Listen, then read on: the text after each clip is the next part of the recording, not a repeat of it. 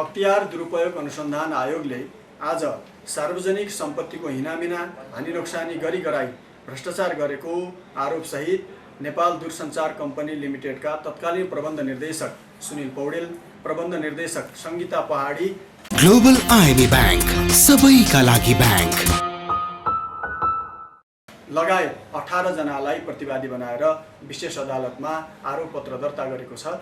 यसमा प्रतिवादीहरूलाई 33 करोड 48 लाख 17,430 रुपियाँ 7 पैसा बिगो कायम गरिएको छ। बिगो मध्ये खर्च भएको बिगो रु 9 करोड 88 लाख 41,956 रुपियाँ 85 पैसा प्रतिवादीबाट असुल उपर गर्न माग दाबी लिएको देखिन्छ। प्रस्तुत मुद्दामा नेपाल दूरसञ्चार कम्पनीको नयाँ बिलिङ प्रणाली खरिदमा अनियमितता भएको आरोपपत्रमा देखिन्छ।